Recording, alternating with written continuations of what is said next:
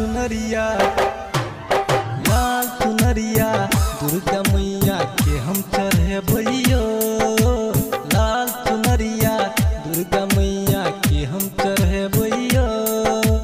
नवरात्र में जाकर हम ललसा पूरे भैयो कि जब दरबार मैया के अचरा में प्यार मैया के कि जब दरबार मैया के अचरा में प्यार मैया के।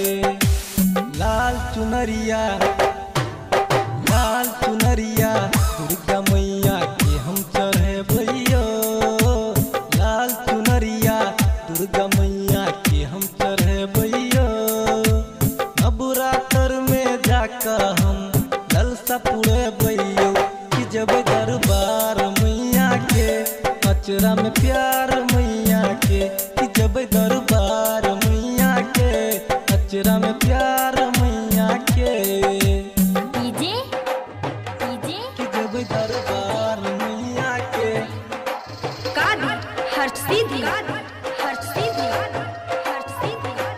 अचरा में प्यार मैया के। फूल से हम सजा लेबै पूजा के डाली। श्रद्धा से हम ला लेबै मैया लेल प्रसादी। फूल से हम सजा लेबै पूजा के डाली। श्रद्धा से हम ला लेबै मैया लेल प्रसादी। हम दीप जरायब मैया के प्रसाद चढ़ायब मैया के। पंडित जी के गाम से जल्दी मंगेबैयो।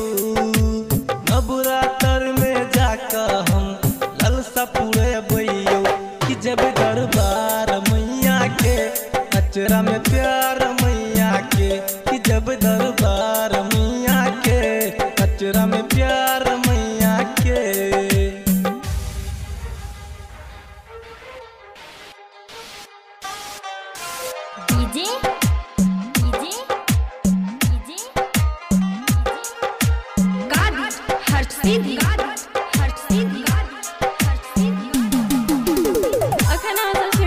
मिथिला रिकॉर्डिंग स्टूडियो के शानदार प्रस्तुति।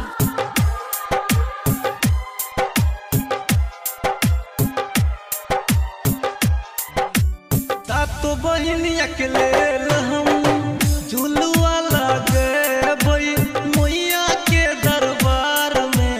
सबके हम बोलेबै सातो बहिनिया के लेल हम झुलुआ लगेबै मैया के दरबार में। सबके हम बोलेबै खूब भजन गेबै मैया के मंदिर सजेबै मैया के। नवरात्र के मेला सब कोई मिल के लगेबैयो। नवरात्र में जाकर हम ललसा पूरे भैयो कि जब दरबार मैया के अचरा में प्यार मैया के कि जब दरबार मैया के अचरा में प्यार मैया के। लाल चुनरिया दुर्गा मैया के हम चढ़े भैयो।